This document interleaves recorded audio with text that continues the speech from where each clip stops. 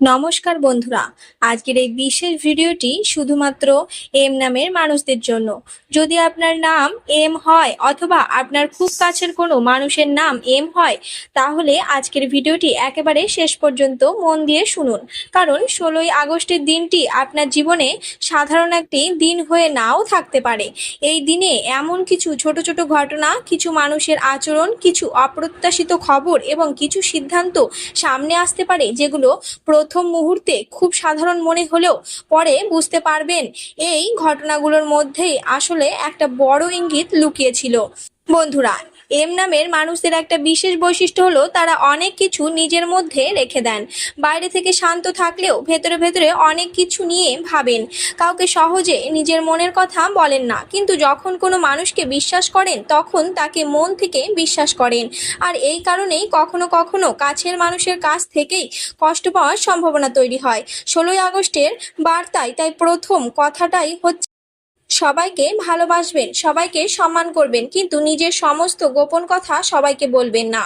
এই দিনটিতে আপনার চারপাশের পরিবেশ একটু অদ্ভুত রকমের পরিবর্তনশীল হতে পারে। সকালে যে বিষয়টি নিয়ে আপনি চিন্তায় থাকবেন, বিকেলের দিকে সেই বিষয়টি নতুন কোনো খবর আসতে পারে।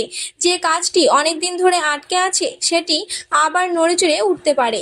কোনো পুরনো পরিচিত মানুষ হঠাৎ যোগাযোগ করতে পারেন, আবার এমন একজন দূরত্ব তৈরি করতে পারেন যাকে আপনি নিজের খুব কাছের মানুষ বলে ভাবতেন। এই পরিবর্তনগুলো থেকে ভয় পাওয়ার দরকার নেই, বরং 16ই আগস্টকে নিজের জীবনের কিছু বিষয় নতুন করে বোঝার একটি দিন হিসেবে দেখুন। বন্ধুরা, এবার আসি অর্থের বিষয়ে। এম নামের মানুষদের জন্য 16ই আগস্টে অর্থনৈতিক দিক থেকে খুব বেশি তাড়াহুড়ো না করাই ভালো। হাতে টাকা এলে সঙ্গে সঙ্গে খরচ করার প্রবণতা নিয়ন্ত্রণ করুন। কোনো বন্ধু বা পরিচিত ব্যক্তি যদি হঠাৎ করে টাকা ধার চান, তাহলে আবেগের বশে সিদ্ধান্ত না নিয়ে পরিস্থিতি বুঝে সিদ্ধান্ত নিন। বড় কোনো বিনিয়োগ বা ঝুঁকিপূর্ণ আর্থিক সিদ্ধান্ত নেওয়ার আগে ভালোভাবে যাচাই করুন। মনে রাখবেন, এই দিনের মূল শিক্ষা হলো টাকা উপার্জন করার পাশাপাশি টাকা ধরে রাখাটাও সমান গুরুত্বপূর্ণ।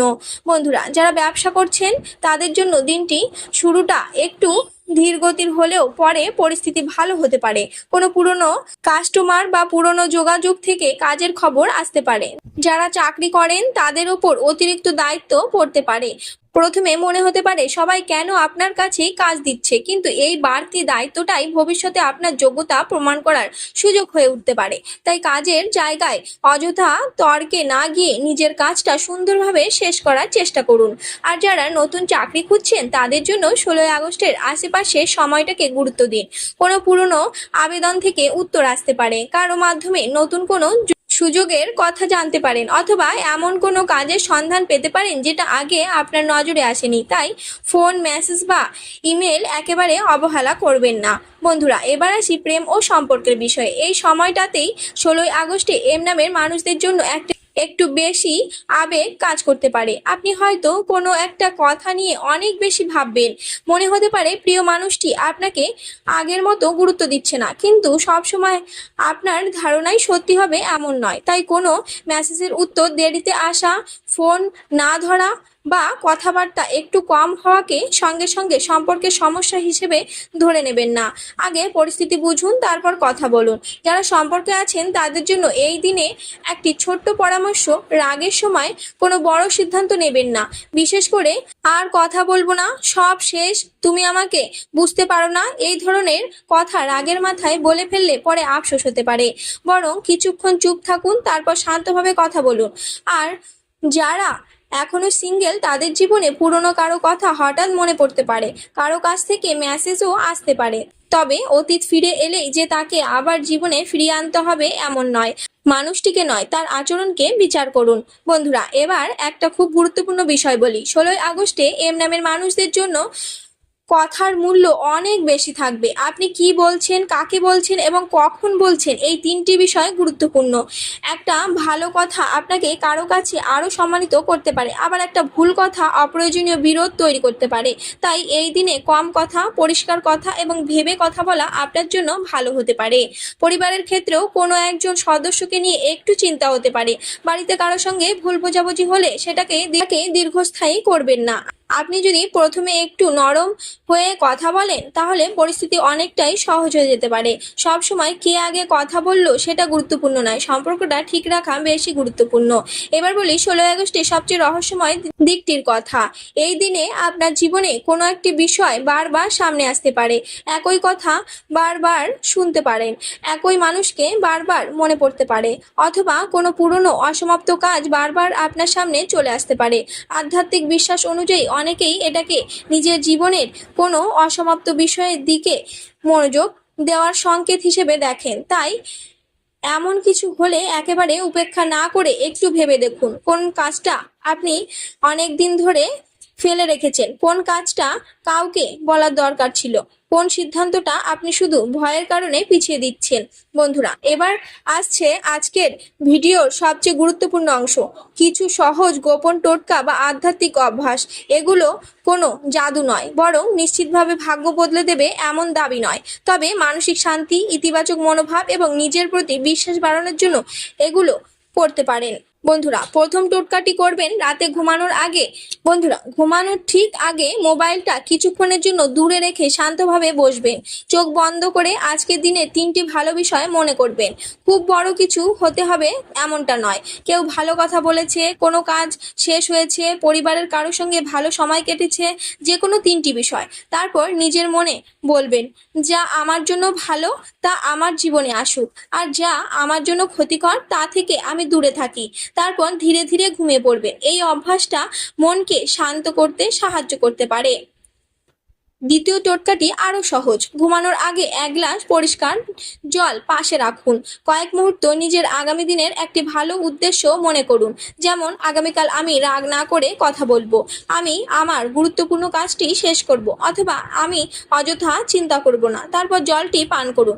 এটাকে কোনো অলৌকিক উপায় হিসেবে নয়, বরং নিজের মনকে একটি ইতিবাচক নির্দেশ দেওয়ার অভ্যাস হিসেবে নিতে পারে। তৃতীয় একটি গোপন অভ্যাস হলো ঘুমানোর আগে কারো প্রতি জমে থাকা রাগ নিয়ে ঘুমাতে না যাওয়া।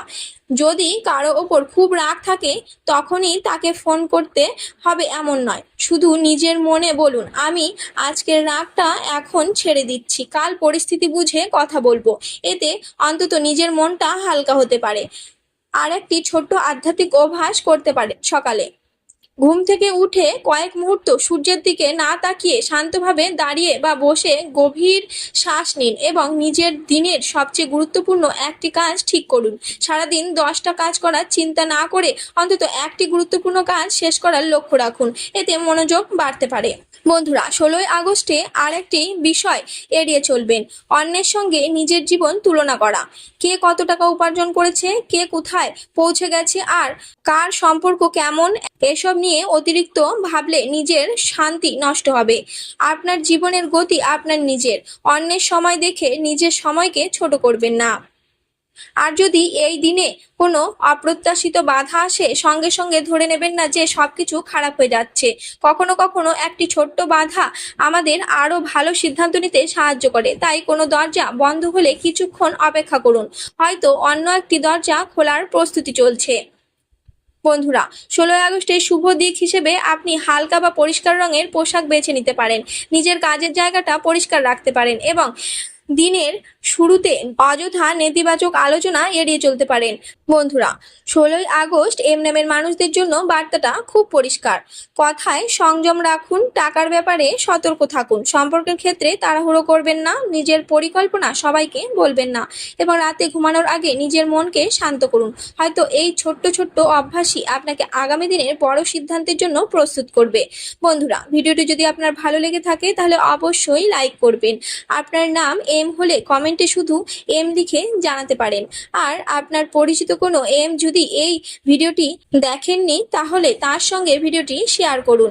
নিয়মিত এমন রহস্যময় ভাগ্য বিশ্লেষণ ও আধ্যাত্মিক বার্তার ভিডিও পেতে চ্যানেলটি সাবস্ক্রাইব করে পাশে থাকুন।